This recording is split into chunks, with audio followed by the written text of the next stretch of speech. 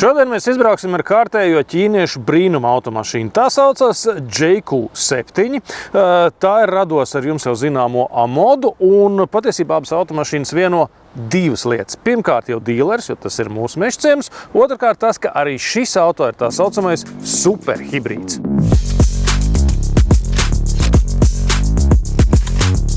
Abrīnojam šo automašīnu dara fakts, ka arī JQ zīmols ir ļoti jauns. Tikai 3 gadi.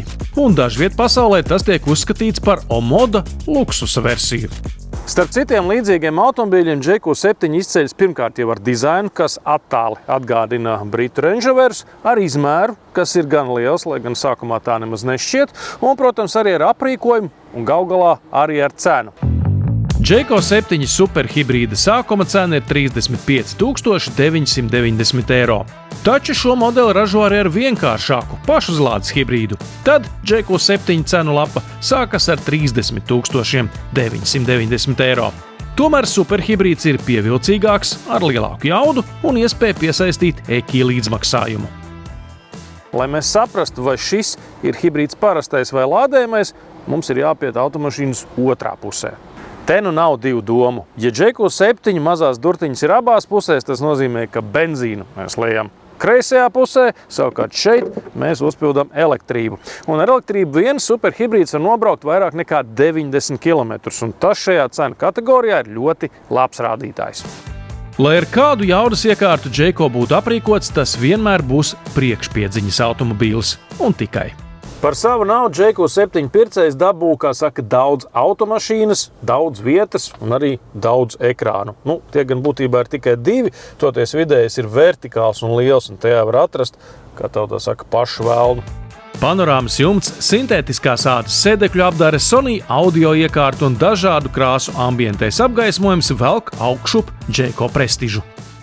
Ir arī tādas norādes tā kā uz augstāka līmeņa dizainu, jo pēc autora ieceres JQ7 vajadzētu būt tādam tā kā, gandrīz prēmijumam, piemēram, stiklu pacēlāju pogām ir tāds elegants dizains, tiesa gan bez apzīmējumiem, bet varbūt, ka mūsdienās, kā saka, jo mazāk burtu un ciparu, jo vairāk skaidrības.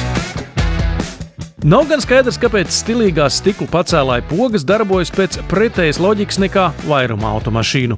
Bet kāda gan tam nozīme, ja paši stikli ir dubultie? Jā, ko tad īsti nozīmē zīmola nosaukums JQ? Tas nav vārds vai uzvārds. Izrādās, ka tas ir tāds sintētisks salikums no 2 dažādu valodu vārdiem. No Jäger vai Jāger, kas vāciski būtu tā kā mednieks, un cool, kas ir vienkārši forši, un to visu saliekot kopā, mēs esam tikuši pie JQ. JQ7 noteikti būs atradums tiem, kam ir svarīgi, lai crossoverā būtu daudz vietas arī aizmugurē, jo, paskatieties, kāda te ir plašuma. Labi, komforta ierīči nav pārlieku daudz, mums nav atsevišķi klimata lādētāji, arī pavisam maz. Toties priekšējo pasažieru sēdekli var kā limuzīnā pabīdīt no aizmugurs, un te mums muguriņās arī dažādas tādas stilīgas kabats, kur var salikt tur viedierīces un vēl kaut kādas sīkumus. Bet pats galvenais, ka mums ir pilnīgi gluda grīda, un līdz ar to pasažieriem ir daudz vietas kājā. Lielais ekrāns demonstrē lielisku attēlu no atpakaļ skata kamerām, un tam ir maināms dienas un nakts fons. Pirms sākt braukšanu mums vajag noregulēt sēdpozīciju, tā, lai viss būtu pareizi un droši. Ar sēdekļiem viss ir gaužām vienkārši, ar stūri arī. Starp citu, leņķis ir tāds parocīgāks nekā, piemēram, Omoda 9. Tagad vajadzētu noregulēt spoguļus, bet pogas te nav, tā tad droši vien viss ir caur ekrānu. Un arī pārnes un kārbas, ja precīzāk transmisijas kloķis, nav domāts steidzīgiem braucējiem. Ja pārslēdzoties nespiežam bremžu pedāli no visas sirds un līdz galam, tad transmisija ielec neitrālajā robā, un tur arī paliek. Piemēram, tāda ātra apgriešanās uz vietas varētu būt zināmā mērā pārbaudījums. Tieši tāpat kā gadījumā ar Omoda 9, arī JQ7 tāda nosacīti vājā vieta ir balstiekārta un stūres iekārta.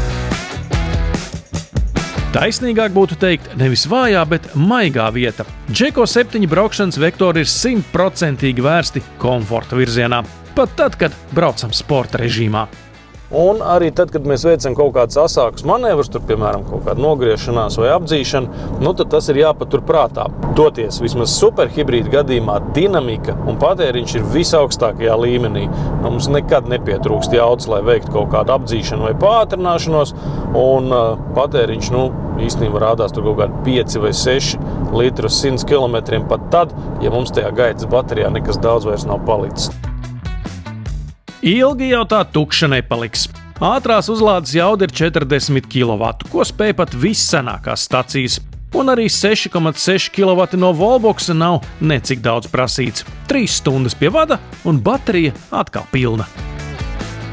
Ar dizainu te tiešām viss ir kārtībā. Jūs to šobrīd neredzat, bet, piemēram, head-up displays ir, tur virtuālais spidometrs, ļoti smuki tie burti ir pareizā izmērā, pareizā šriftā, visi kā nākās. Starp citu var ieslēgt arī ziemas režīmu, tad tie cipari kļūs zili. Ieraugot JQ7 pirmoreiz, sevišķi no ārpuses šķiet, ka tā ir tāda automašīna, kas domā cilvēkiem, kas grib izcelties vai kas grib braukt ar kaut ko tādu ļoti atšķirīgu. Patiesībā tā nav, jo ilgāk pabraucot ar JQ7, mēs agrāk vai vēlāk pamanām, ka te viss ir savās vietās atbilstoši tam, kā, piemēram, ķīniešu autoražotāji iztēlojas modernos crossovers.